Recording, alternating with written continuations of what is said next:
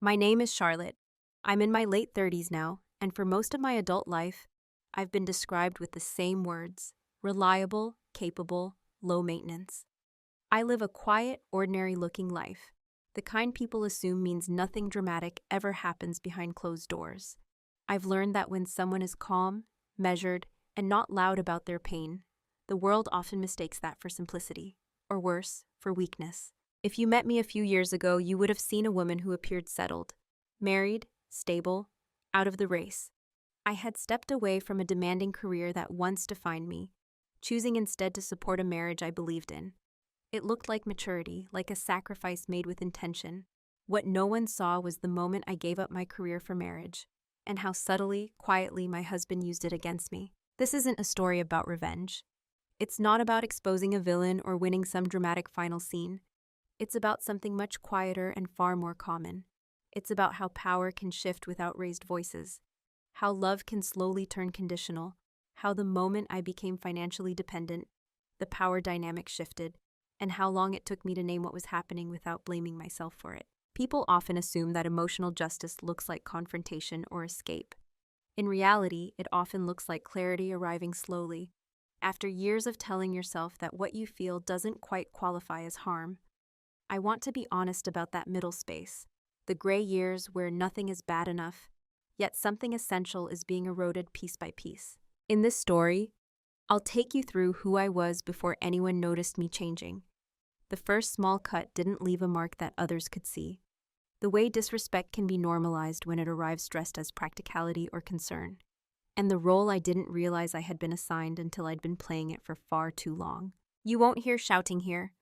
You won't hear name-calling or explosive turning points. What you will hear is the interior life of a woman learning to listen to herself again.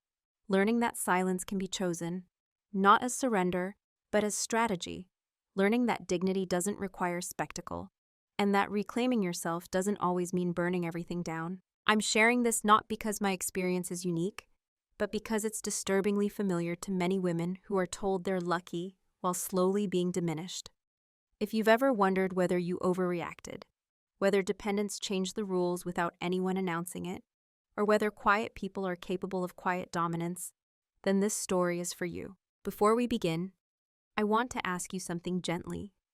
Have you ever felt a shift in your life that you couldn't immediately explain but knew deep down would change everything if you ignored it? To most people, I was the dependable one, the woman who remembered birthdays, managed schedules, and smoothed over tensions before they became visible. I was the wife who made things easier, the one who didn't need much, the one who could be counted on to absorb inconvenience without complaint. Before marriage, I had been something else entirely.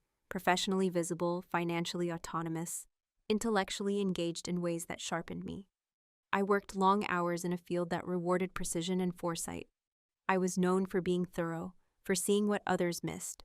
But when I stepped away from that career, it was framed as a temporary pause, a mature decision, a mutual agreement. People congratulated me. They said things like, "You've earned the rest," or "Not everyone gets to choose family over work." What they didn't say, but seemed to assume, was that I had stepped into a smaller version of myself. At social gatherings, conversations would slide past me once work topics came up. People asked my husband for opinions, for explanations, for decisions. I was asked how I filled my days. The question was never meant cruelly, but it carried an assumption that my time was now softer, less structured, less important. I learned to answer lightly. I learned to smile. At home, I became the background infrastructure. Things worked because I made them work. Bills were paid. Plans were remembered. Emotional temperature was regulated. When something went wrong, it was quietly fixed before it became noticeable. Reliability, I learned, is often rewarded with invisibility. My husband spoke of my choice to leave work as something we had decided together. But over time, the language shifted. It became, "Since you're home anyway," or "It makes sense for you to handle this."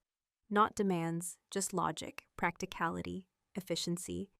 And because I valued harmony, because I believed in shared sacrifice, I accepted those explanations without resistance. I told myself this was what partnership looked like. Friends admired my composure. They said I seemed calm, grounded, and lucky.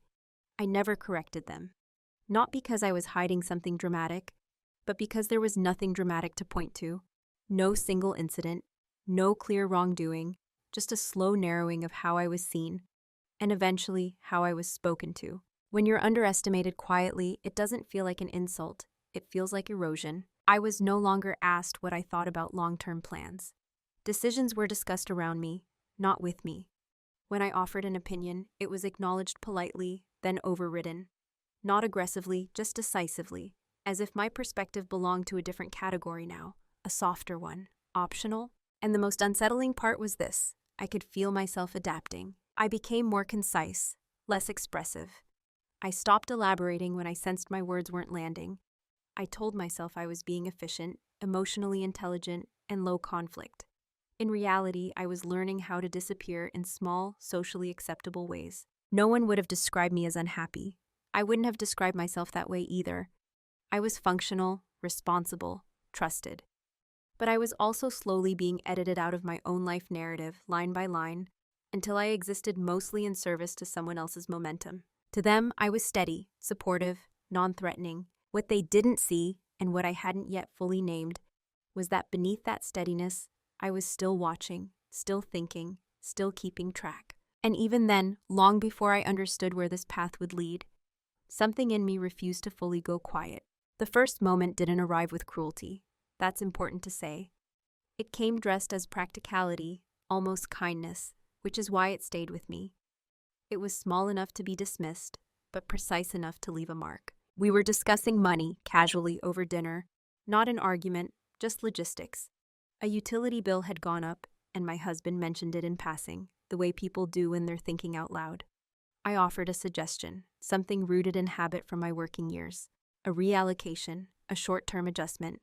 It wasn't radical, just thoughtful. He didn't look at me when he responded. He said, "Well, I'm the one earning it, so I'll decide what makes sense." There was no edge in his voice, no accusation. He said it the way one might state a fact about the weather, clear, neutral, unarguable. The room didn't change, the plates didn't pause midair. The evening continued, and because nothing outwardly shifted, I almost convinced myself nothing inward should either. But something did. I smiled, nodded, and let the conversation move on. That's what people do when something feels off but not wrong enough to challenge. I told myself he hadn't meant it the way it sounded, that he was stressed. That was just a clumsy phrasing. Still, I remembered it. That sentence replayed itself later, when the house was quiet. I'm the one earning it, not we, not our money, just a subtle line drawn in language, separating contribution from authority. I didn't confront him, not because I was afraid, but because I wasn't sure I had the vocabulary yet. There's a particular disorientation that comes from realizing a boundary has shifted without warning. You feel foolish for noticing, petty for caring, dramatic for wanting to respond. So I filed it away. Over the following weeks, there were other moments, similar in size, similar in tone, comments about purchases, jokes about how lucky I was not to deal with workplace stress anymore, light reminders that my schedule was more flexible, so certain tasks naturally fell to me. No one else reacted. Friends laughed along, family nodded approvingly. The narrative was consistent. This was normal, sensible, efficient. But I noticed the pattern because I was living inside it. Each remark carried the same quiet message. My value was now contextual, conditional, dependent on his income, his approval, and his interpretation of fairness. And because I had chosen this arrangement willingly, I felt an unspoken pressure not to question its consequences. There is a particular shame that comes with realizing your autonomy has narrowed by inches rather than miles. You don't feel wronged, you feel irresponsible for feeling wronged. I began to measure my words more carefully. I asked instead of suggesting, deferred instead of debating, not because he demanded it, but because the atmosphere rewarded it. Things were smoother when I didn't push, calmer when I didn't assert, and yet the cut stayed fresh. It wasn't the sentence itself. It was the ease with which it had been said, the confidence, the assumption that authority followed income automatically, and that I would accept that hierarchy without question. What unsettled me most was not his certainty, it was my own hesitation. I had once negotiated contracts, made decisions under pressure, held my ground in rooms full of confident men, and yet here, in my own kitchen, I found myself shrinking from a conversation I hadn't yet learned how to name. That night, I wrote the sentence down in my notebook. Not dramatically, just as a record, a way of telling myself, this happened. You're not imagining it. At the time, I didn't know why I did that. I only knew that part of me wanted proof later, that this shift hadn't been sudden or imagined or exaggerated in hindsight. It was the first small cut, and like most small cuts, it wasn't dangerous on its own. It became dangerous because everyone else pretended it wasn't there. After the first cut, nothing changed outwardly. That's how normalization begins. Not with escalation, but with repetition that never quite crosses a line, obvious enough to point at. Life continued in its orderly rhythm. Mornings, errands, dinners, social obligations, and threaded through all of it were small reminders of where I now stood.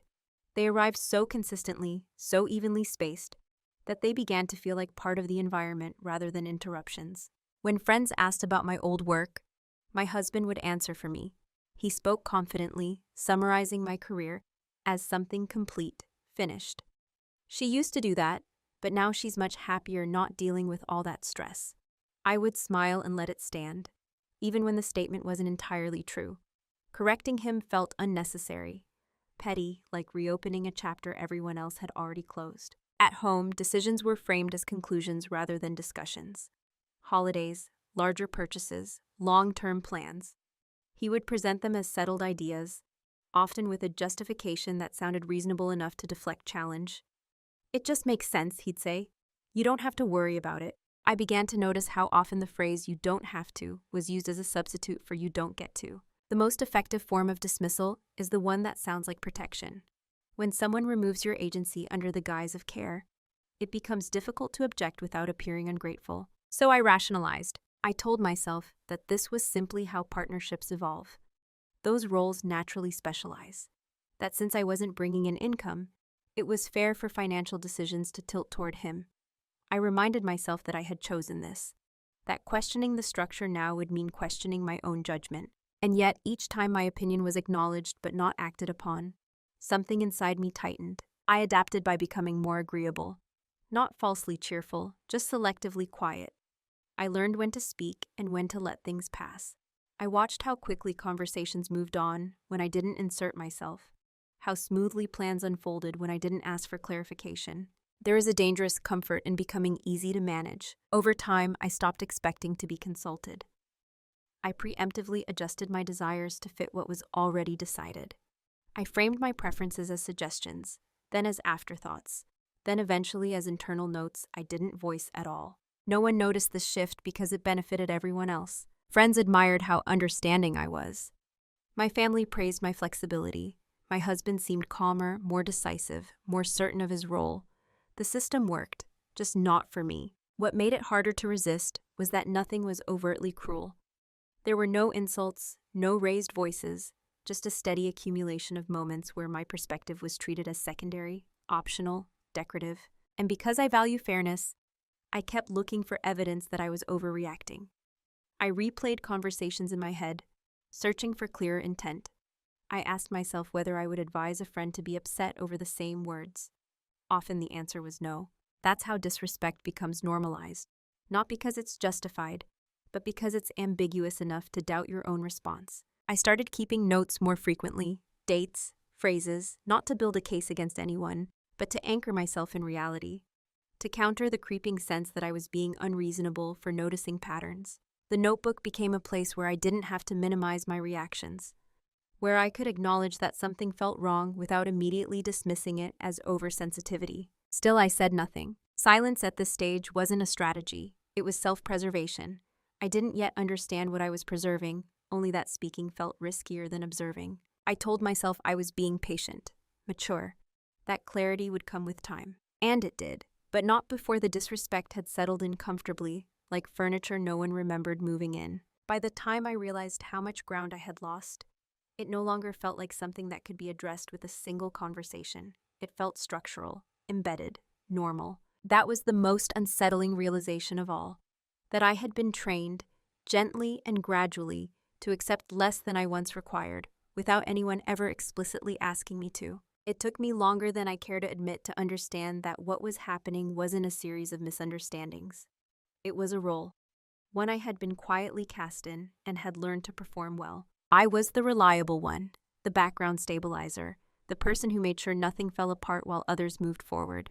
My usefulness had become my identity, And usefulness, I learned, is rarely questioned. The role came with expectations, though no one ever listed them aloud. I was expected to be available, to be accommodating, to absorb the inconvenience so others didn't have to adjust. When plans changed, I adapted. When priorities shifted, I recalibrated. When decisions were made without me, I accepted the explanation afterward. Not because I lacked opinions, but because expressing them had become inefficient. I noticed how often people spoke over me without realizing they were doing it. How my sentences were gently redirected, how my concerns were acknowledged with nods that didn't lead anywhere.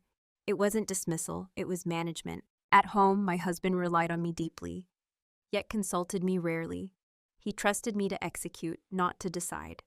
I was competent, which meant I didn't need guidance. But I was no longer authoritative, which meant I didn't need a vote. There's a strange loneliness in being depended on but not deferred to. I handled the logistics of our life with precision: appointments, household finances at the operational level, emotional labor that kept our relationship appearing smooth to the outside world. And because everything ran well, there was no incentive for anyone to ask whether the system itself was fair. The more I fulfilled the role, the more fixed it became. I began to see how my calm demeanor reinforced expectations. Because I didn't protest, it was assumed I didn't mind. Because I was capable, it was assumed I didn't need support.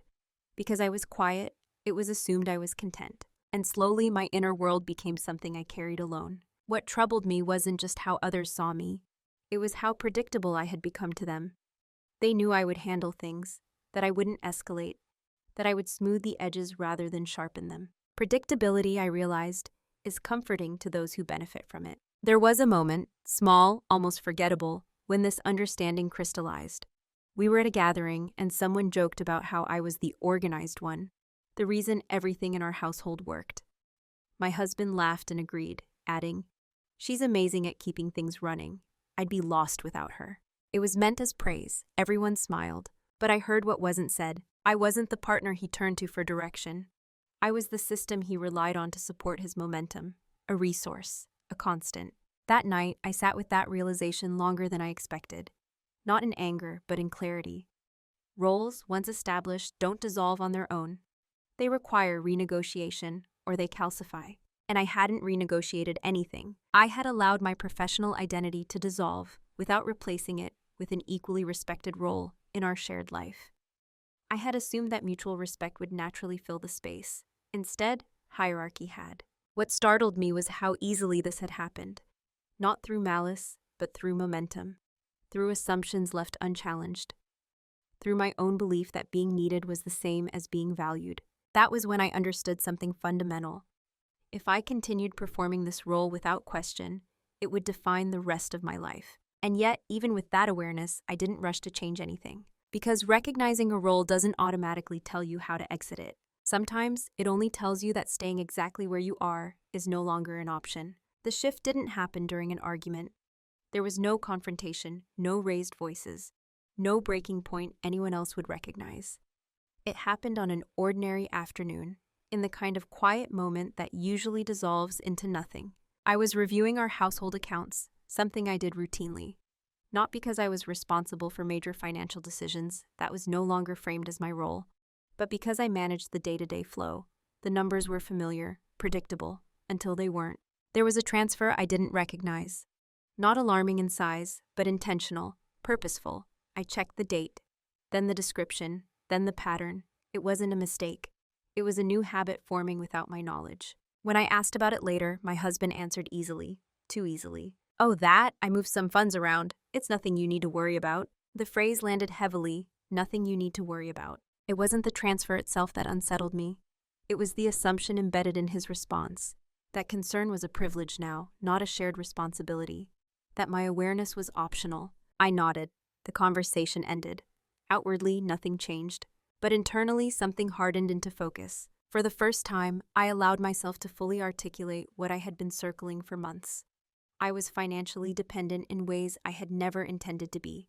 Not just in income, but in access, in visibility, in authority. And dependence, I realized, doesn't announce itself as danger. It announces itself as convenient. Until the day you notice how little room you have to move. I sat alone later that evening, the house quiet, and let the reality settle without rushing to soften it. I didn't justify, I didn't minimize, I didn't search for his intentions. I focused instead on the structure. If I wanted to leave tomorrow, could I? If I disagreed fundamentally, would it matter? If something changed suddenly, how exposed would I be? These were not dramatic questions. They were practical ones, and the answers were clearer than I expected. That was the moment the story I had been telling myself began to unravel. I had believed that trust eliminated the need for safeguards, that love replaced the need for leverage, that mutual respect was self-sustaining. But respect, I learned, is not static. It responds to structure. The shift that day wasn't emotional, it was strategic. I stopped asking whether I was being treated unfairly and started asking whether I was positioned safely. And in that reframing, clarity arrived without panic. I didn't confront him, not because I was afraid, but because confrontation would have been premature. I didn't yet know what I wanted to change, only that something needed to. Instead, I returned to my notebook. I wrote down what I had noticed, the language used, the assumptions made. The decisions were taken without consultation. And then, for the first time, I wrote a different kind of entry, not an observation, but a question. What would it take for me to no longer need permission to be secure? That question changed how I moved through the world. I began to listen differently, to observe not just what was said, but what was assumed. I noticed how often financial authority was conflated with overall authority, how quickly dependence translated into deference. And I noticed something else too, something that surprised me. No one was watching me closely anymore. My silence had become expected. My compliance is predictable. I was not seen as a variable. That realization didn't make me angry. It made me free. Because when no one is watching you for change, change becomes possible in ways it never is under scrutiny. That day, nothing visibly shifted. But internally, I stopped drifting. I started choosing. After that afternoon, my silence changed texture. Before, it had been reactive. An instinctive way to keep things smooth, to avoid tension I couldn't yet name. Now it has become deliberate. Not withdrawn, not resentful, chosen. I spoke less, but I listened more precisely. When financial topics came up, I no longer filled the space with reassurance or soft agreement. I let statements sit where they landed. I noticed how quickly assumptions surfaced when no one interrupted them, how confidently decisions were voiced when they weren't questioned. And I noticed how often my quiet was misread. My husband seemed more assured in his authority, mistaking my restraint for acceptance. He explained less, asked fewer questions, spoke in conclusions rather than proposals. From his perspective, things were efficient, streamlined. That efficiency worked in my favor, because the less I was expected to engage, the more freedom I had to observe without interference. I began to reclaim small pieces of autonomy that went unnoticed, not rebelliously, strategically. I updated my credentials quietly, reconnected with former colleagues under the pretense of casual conversation, reviewed professional developments in my field, not because I was ready to return, but because I wanted to remember who I had been when my mind was fully occupied. I didn't announce any of this. There was no need. At home, I continued fulfilling my role competently. Nothing fell apart.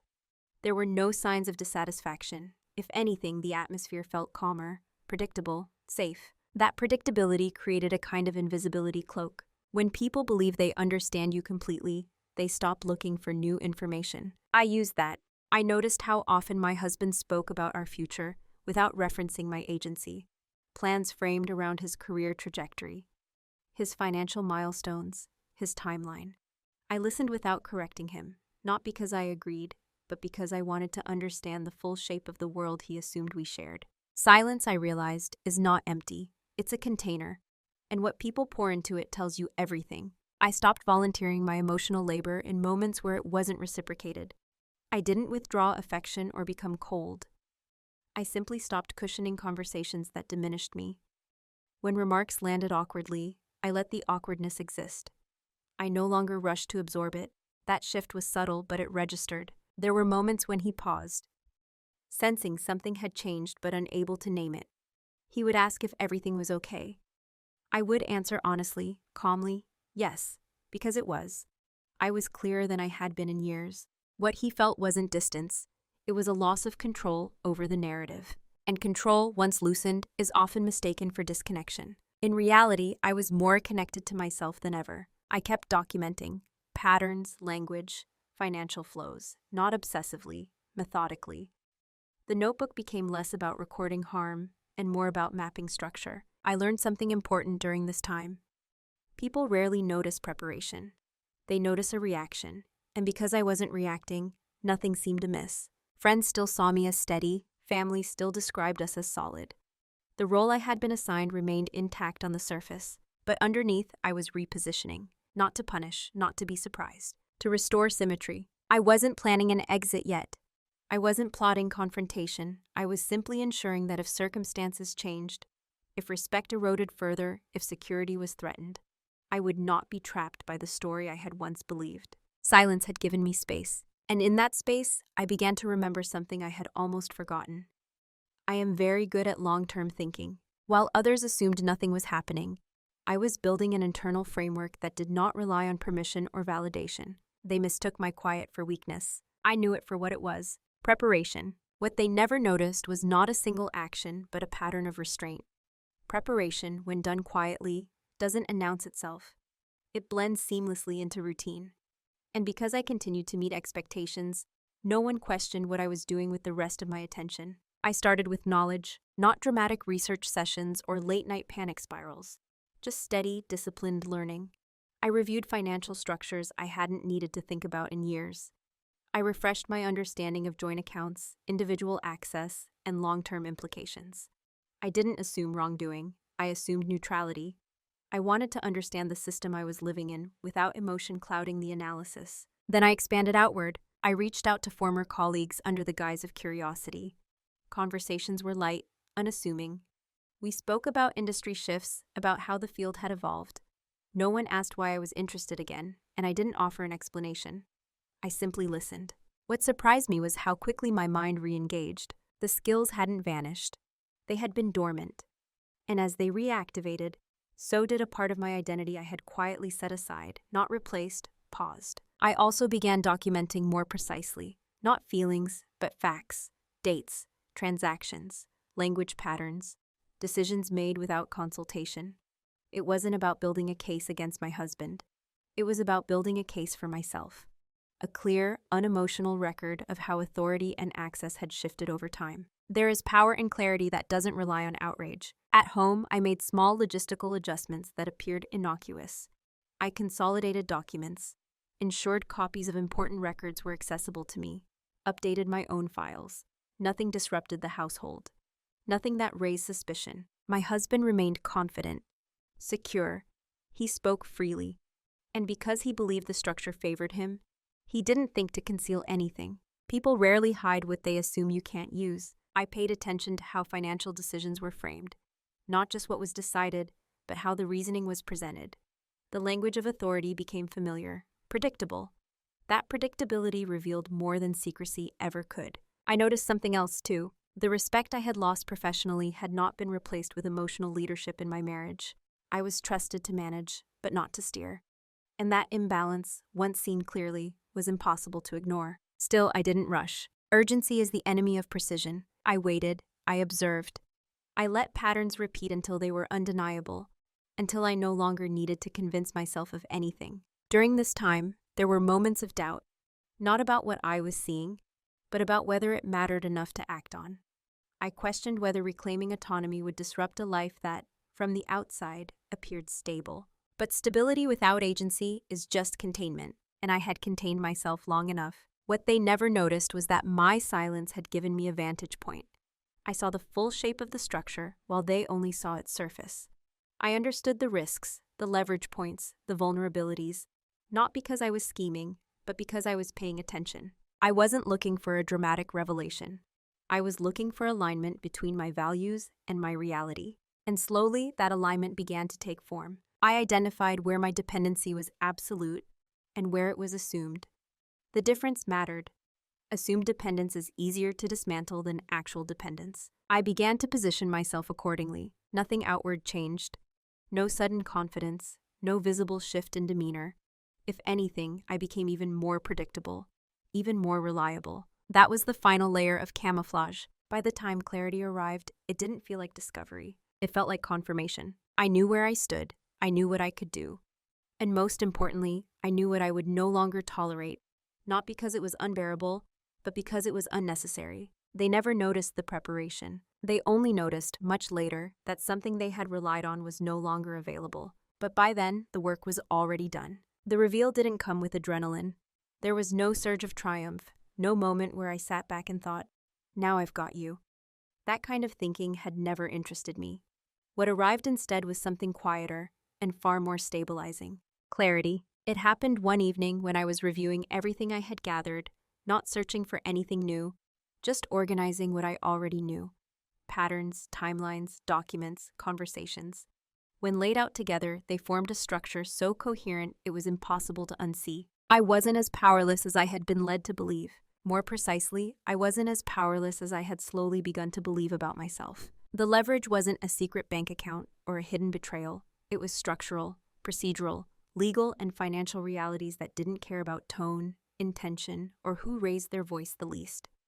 It existed independently of emotion. I understood for the first time how much of the authority my husband assumed was informally supported by habit, not fact, reinforced by my silence, not by any absolute control. That distinction changed everything. I realized that while I had become financially dependent in daily life, I had not erased my standing, not legally, not strategically, not irreversibly. The system was unbalanced, yes, but it wasn't locked. What had shifted was not my position, but my perception of it. I sat with that realization longer than I expected, not to savor it, but to test it. I questioned my conclusions the way I used to question proposals at work, methodically, skeptically, without emotion. I looked for flaws, for wishful thinking, for blind spots. There were none, and that was when the weight lifted. Not because I suddenly felt powerful, but because I no longer felt confused. Confusion is exhausting. It drains you slowly, convincing you that the problem is your sensitivity, your expectations, your inability to adapt. Clarity does the opposite. It returns energy by removing ambiguity. I didn't tell anyone what I had discovered. Not a friend, not a family member, not my husband. This was not information that needed witnesses. It needed stewardship. I continued as before, calm, predictable, supportive. I didn't change my tone or my routines.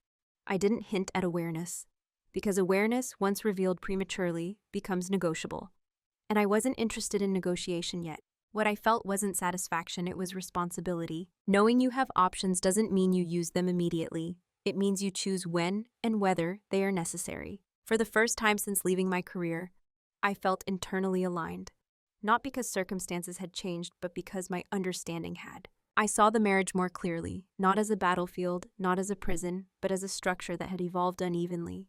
And I understood that structures can be reinforced, redesigned, or exited, but only if you see them accurately. That night, I didn't sleep poorly or well. I slept normally, deeply, as if my nervous system finally trusted that I wasn't drifting without a map.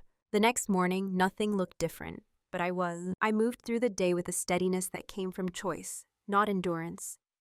I noticed how much of my previous tension had come from uncertainty, never knowing whether speaking up would make things worse, whether silence would cost me more in the long run. Now I knew the answer to the question I had once written in my notebook. I no longer needed permission to be secure. The reveal wasn't about what I could do to my husband. It was about what I could do for myself. And with that understanding came a new question, one far more consequential than any before it. Not what am I capable of, but what am I willing to change? Once clarity arrives, it becomes impossible to return to innocence. I didn't feel urgency after the private reveal. I felt responsibility. Knowing that I had options meant I also had to choose what kind of person I would be while exercising them. Power, I've learned, doesn't announce itself loudly. It asks you questions quietly. The decision wasn't between staying or leaving. That's the version people understand, the one that fits neatly into conversations and advice columns. My real decision was more internal, more exacting. Would I continue living inside a structure that required me to shrink in order to function? Or would I accept that something irreversible had already changed? Not in the marriage, but in me. I considered every path available. Staying exactly as things were, now with awareness, was one option. I could manage the imbalance quietly, protect myself internally, and maintain external stability. It would be efficient, low disruption, no one would be surprised. But that option required something from me that I was no longer willing to give. Ongoing self-erasure. Another option was confrontation, clear, direct, emotionally honest. I imagined sitting across from him, laying out what I had noticed, what I felt, what needed to change. In theory, it sounded fair, mature, transparent. In practice, I knew the risks. Confrontation would invite debate rather than reflection. It would turn structural imbalance into a discussion of tone, intention, and feelings. It would make my clarity negotiable. And once something becomes negotiable, it often becomes diluted. There was also the option of leaving abruptly, cutting ties, reclaiming independence through decisive action. It carried a certain narrative appeal, the clean break, the dramatic line in the sand. But drama has a cost, and I wasn't interested in paying with chaos what I could resolve with precision. The irreversible choice I made wasn't visible from the outside. I decided that I would no longer organize my life around preserving a structure that didn't preserve me. That meant I would move forward as if my long-term autonomy was non-negotiable, whether or not the marriage adapted to that reality. I didn't decide to leave. I decided to be unreachable to diminishment. That distinction mattered. From that moment on, every action I took passed through a single filter. Does this increase or decrease my ability to choose freely in the future? The answer guided everything. I stopped centering my behavior around keeping the peace at my own expense. I didn't become combative. I became precise. I no longer softened my needs preemptively. I no longer volunteered explanations for choices that didn't require permission. These weren't declarations. There were shifts in posture, and posture, over time, changes outcomes. The point of no return wasn't marked by an argument or a revelation. It was marked by an internal boundary I refused to cross again. I would never allow my security to depend on someone else's goodwill. That decision closed certain doors permanently. Even reconciliation, I realized, would have to meet a new standard. Not promises, not reassurance, structural respect. And if that couldn't exist, I was prepared for what came next. There was a calmness in that acceptance that surprised me. Not relief exactly, but steadiness. The kind that comes when you stop trying to predict someone else's behavior and start anchoring yourself in your own values. I didn't rush to act. Decisions made in clarity don't need speed to feel real. But I knew this much with certainty. Whatever followed would not be reversible, because I was no longer willing to unknow what I now understood. And that made the path ahead narrower, but also firmer. I had chosen alignment over appearance. And once that choice is made, everything else becomes a matter of timing. Once the decision was made, there was no rush to announce it. Urgency would have suggested panic. I felt none. What I felt was focus. I moved through the following weeks with the same outward rhythm as before. Meals were prepared. Conversations were polite. Plans continued. If anything, I seemed more composed. The absence of internal conflict has a way of smoothing your surface. Behind that calm, however, I was making adjustments. Quiet ones. The kind that don't trigger an alarm because they don't interrupt routine. I began separating what had once been merged, not emotionally, but structurally. I organized my personal documents meticulously. Education records, professional certifications, work samples from years ago that I had nearly forgotten existed. I updated them, refined them, and reminded myself of the competence they represented. I reviewed finances with a different lens, not as a caretaker, but as a stakeholder. I made sure I understood exactly what was shared, what was individual, what required consent, and what did not. Knowledge in this phase was not about leverage, it was about accuracy. I opened channels quietly, not accounts or contracts, conversations. I reconnected with mentors, not to ask for help, but to reestablish professional context. I wanted to know what re-entry would look like if I chose it. No promises, no commitments, just information. At home, I adjusted my availability subtly. I stopped being instantly responsive. Not withdrawn, just not omnipresent. If something could wait, I let it. If a decision was presented as settled, I acknowledged it without reinforcing it. These changes were small enough to be dismissed individually. Together, they formed distance. Not emotional distance, operational distance. My husband didn't notice, not because he was inattentive, but because the structure still appeared intact. The house ran, the relationship functioned, there were no crises to manage. People often assume that silence means stagnation. In reality, silence often means transition. I consulted professionals discreetly, not to initiate anything, but to understand frameworks, options, consequences. I asked questions without revealing my intention. I listened more than I spoke. What struck me during this period was how invisible preparation truly is to those who aren't looking for it. No one questioned why I was reading more. Why was reorganizing? Why did I seem less reactive? These changes are registered as maturity. stability, calm. I let them, because there is no advantage in being misunderstood too early. I wasn't trying to surprise anyone. I was ensuring that when movement happened, it would be clean, minimal disruption, maximum self-respect. Emotionally, I remained steady. I didn't rehearse speeches or imagine confrontations. I focused on readiness, not outcome, on alignment, not validation. And slowly, something else shifted. I stopped imagining my future as a continuation of the present, not in a catastrophic way, just with openness. Possibility returned. Not excitement, but spaciousness. That spaciousness made everything else easier. When you are no longer bracing yourself internally, you conserve energy. That energy goes somewhere. In my case, it went into rebuilding a sense of agency that didn't need to be displayed to be real. I moved in silence because silence allowed me to move without resistance. And because no one noticed the steps I was taking, no one thought to interfere. By the time the ground beneath me felt solid again, I had already crossed the most important threshold, not externally, but internally. I was no longer preparing to survive. I was preparing to choose. The consequences didn't arrive as punishment. They arrived as an absence. At first, no one could name what felt different, only that something no longer worked the way it used to. The systems I had quietly maintained were still functioning, but without the excess cushioning I had once provided. There was no crisis, just friction where ease had been assumed. My husband noticed it in small ways. Things took longer, not because I was withholding effort, but because I was no longer compensating automatically. Decisions that had once been absorbed now required clarification. The emotional weight that I had previously carried alone surfaced uncomfortably in shared space. He asked casually at first whether I was tired, whether something was wrong. I answered truthfully, no. And that unsettled him more than frustration would have. Because frustration can be fixed, clarity without explanation cannot. He began to sense a loss, not of affection, but of access. I was no longer predictably available, no longer preemptively reassuring. Conversations that once flowed easily now paused, as if waiting for something I wasn't offering. What he felt wasn't rejection, it was disorientation.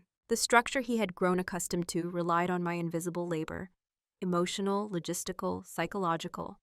And as that labor quietly redistributed itself back to me, the imbalance revealed itself through strain. At work, he mentioned feeling unusually stressed, overextended. At home, he seemed restless. The confidence that had once come from certainty now wavered, not because his position had changed, but because the environment around it no longer adapted seamlessly. Friends noticed too. They commented that I seemed different, calmer, more contained. They couldn't articulate it, but they felt it. I no longer explained myself as readily, no longer filled with silences with context or apology. People feel the loss of emotional labor before they understand its value. No one accused me of changing. That would have required admitting that I had once been compensating for something missing. Instead, the narrative became one of subtle confusion. Everything's fine, right? People would ask. And it was. That was the most destabilizing part. I wasn't withdrawing. I wasn't cold. I was simply no longer overfunctioning. The consequences unfolded slowly because I had not acted dramatically. There was no clear moment to point to. No single decision could be challenged or undone. Just a gradual realization that the dynamic had shifted, and that it wasn't responding to pressure the way it once had. My husband tried, at first, to reassert familiarity. He spoke more decisively, framed things more firmly. It didn't work. Authority without reinforcement loses its grip quietly. Then he tried reassurance, compliments, small gestures that once would have softened me instantly. I received them without resistance and without surrender. That neutrality confused him, because it wasn't opposition. It was independence. The loss he felt wasn't me.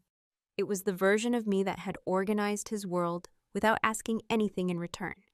The version that made the imbalance feel sustainable. As the weeks passed, the discomfort grew, not into anger, but into awareness. He began to realize that something he had relied on was no longer guaranteed. And the most unsettling truth for him was this. There was nothing he could point to as wrongdoing. No argument, no accusation, no demand. Just the quiet consequence of a structure no longer being reinforced by my silence. And once consequences begin without spectacle, they are very difficult to reverse. By the time he understood that something fundamental had shifted, he was already behind it. Not because I had moved quickly, but because he had moved slowly, assuming that whatever imbalance existed would correct itself the way it always had. Through my adaptation, my patience, my willingness to absorb discomfort quietly. When that correction didn't come, unease set in. At first, it showed confusion. He asked more questions, not about decisions, but about me, whether I was happy, whether something had happened, whether I felt distant. The questions were careful, almost tentative, as if he were testing for a problem he hoped wasn't real. I answered honestly but briefly. I didn't offer reassurance beyond what was true. I didn't frame my calm as a phase that would pass. And that's when urgency crept into his tone. He began to backtrack, not on behavior, but on language. I didn't mean it like that. You know I value you. We're a team, aren't we? The words arrived faster now, layered with concern. But concern without structure feels like an apology without change. He suggested we talk more, that we reset. Those things had just gotten busy, and maybe we had drifted without noticing. All reasonable explanations, all too late. Because what he was responding to wasn't distance, it was the loss of leverage. The dynamic that had once benefited him depended on my continued accommodation. Once that accommodation stopped being automatic, the system faltered. And when systems falter, those who rely on them often reach for repair before understanding what needs rebuilding. I could see him trying to locate the moment things went wrong. There wasn't one. That was the problem. He asked what I wanted. The question was genuine, but it revealed how far apart we were. He was still looking for a request that could be fulfilled, a dissatisfaction that could be managed. What I wanted was not a concession. It was symmetry, and symmetry cannot be retrofitted through reassurance. I didn't argue. I didn't list grievances. I didn't bring out the notebook. There was no need. This wasn't about evidence. It was about timing. Trust, once reorganized internally, doesn't respond to urgency. It responds to consistency over time. And time was the one resource he no longer had. He became more attentive, more present. The gestures were noticeable, even sincere, but they were framed by loss rather than understanding, by reaction rather than reflection. I could feel him trying to pull the relationship back into familiar shape, but I no longer fit there. The hardest part to witness was his confusion. Not because I enjoyed it, but because I recognized it. I had lived in that uncertainty for years, questioning myself, softening truths to keep things stable. Now the roles had reversed, and reversal without accusation is deeply unsettling. He asked if I was thinking of leaving. I didn't answer immediately, because leaving was no longer the central issue. What mattered was that I had already left the version of myself that made the imbalance sustainable. Whether the marriage could exist without that version was not a question I could answer alone. By the time he realized this wasn't a phase, his efforts shifted from repair to prevention. He wanted to stop something he could feel approaching but couldn't quite define. And that's when it became clear. Whatever came next would not be undone by intention alone. The moment for incremental correction had passed quietly, without ceremony, not because I wanted it to fail, but because I had stopped carrying it alone. The confrontation, when it finally happened, didn't feel like a climax. It felt like a conversation that should have taken place years earlier. Only now it arrived without urgency, without fear, and without the need to persuade. We were sitting at the table, no special timing, no dramatic lead-in. He asked carefully what was happening, not accusatory, not defensive, just tired of not knowing. I looked at him and realized something important. I wasn't rehearsing. There was no script running in my head, no need to choose words that would land softly enough to be accepted. That was how I knew I was ready. I told him calmly that I had changed. Not suddenly, not recently, gradually, over time. I explained that I had become aware of how the power dynamic between us had shifted after I gave up my career, and how that shift had never been addressed, only normalized. I didn't accuse him of intention. I didn't assign blame. I described the structure. I said that decisions had stopped being shared, that access had narrowed, that my dependence had quietly become a justification for authority, and that while none of it had been overtly cruel, it had been deeply consequential. He listened, truly listened. I could see the moment when he recognized the pattern, not as an attack, but as a mirror. The discomfort showed on his face, not as anger, but as recognition. He tried to explain, to contextualize, to say he hadn't realized how it felt from my side. I let him speak, not because I needed his understanding, but because understanding was the only thing that could make the conversation real. When he finished, I told him something simply. I don't want to live in a system where my security depends on whether you remain considerate. The sentence landed quietly. There was no rebuttal to that, no reasonable counter-argument, because it wasn't a demand, it was a boundary. I explained that my silence over the years hadn't been agreement, it had been endurance, and that I had reached the limit of what I was willing to endure without structural respect. He asked what that meant for us. I didn't answer immediately, because for the first time, the answer didn't need to be rushed. I told him that I wasn't interested in promises or reassurance, that I wasn't looking for emotional repair alone. What mattered to me now was symmetry, clear, tangible balance in how decisions, access, and authority functioned between us. And I was honest about something else. I told him that I had prepared myself for the possibility that this balance might not be achievable within our marriage, not as a threat, but as a fact. That was the moment the dynamic fully shifted, not because I asserted power, but because I demonstrated independence without hostility. I wasn't asking to be chosen, I was choosing alignment. The conversation ended without resolution, and that was intentional. Resolution implies agreement. What we had reached was clarity. There were no raised voices, no tears, just a long silence that felt heavier than any argument we'd ever had. When we stood up from the table, nothing was fixed, but nothing was confused anymore either, and that was enough. Who I am now is not a reaction to what happened. That distinction matters to me. I didn't rebuild myself in opposition to my marriage or in defiance of my husband.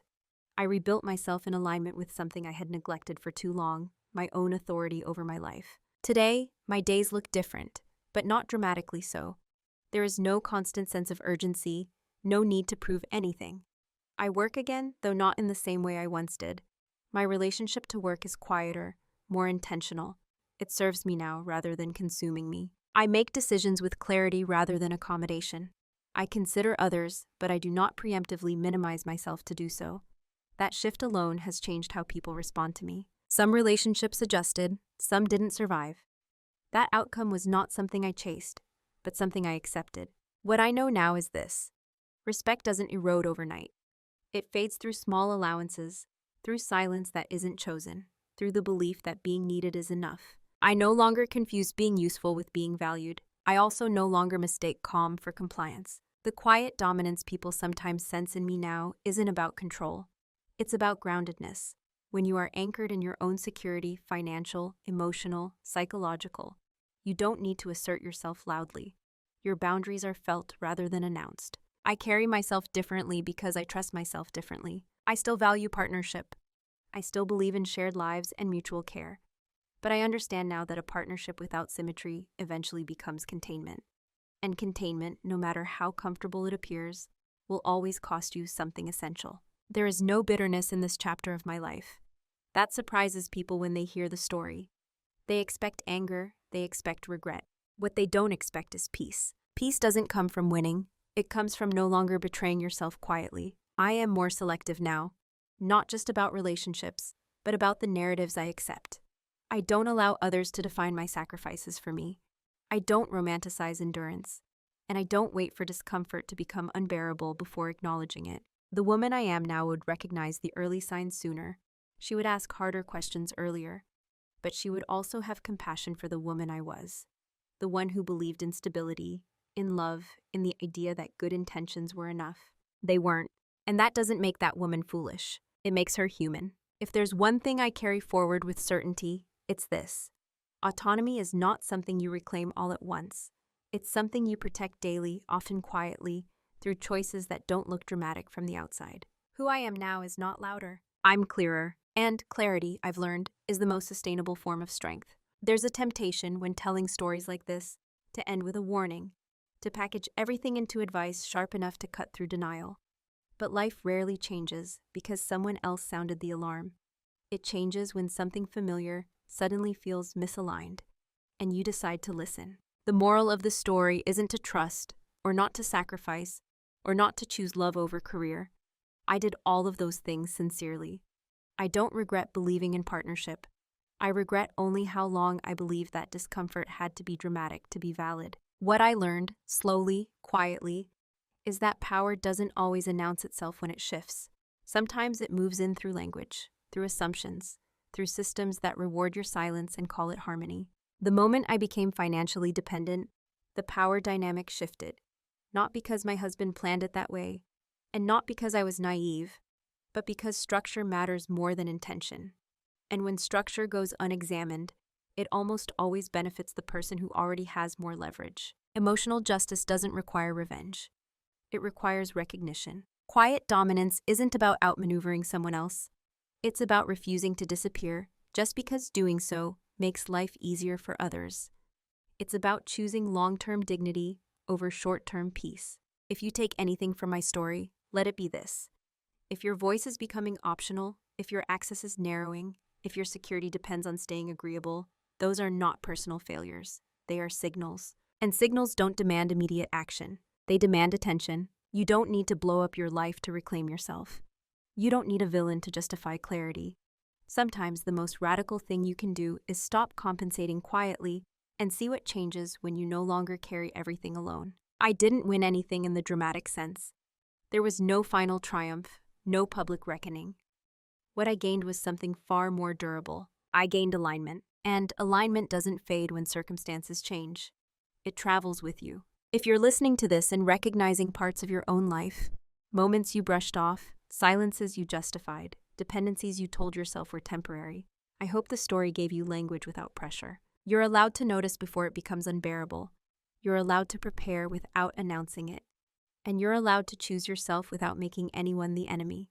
Before we end, I want to leave you with one question, not rhetorical, not urgent, just honest. Have you ever realized that something in your life had shifted long before you found the words to explain it? If you're comfortable, I'd love to read your thoughts in the comments.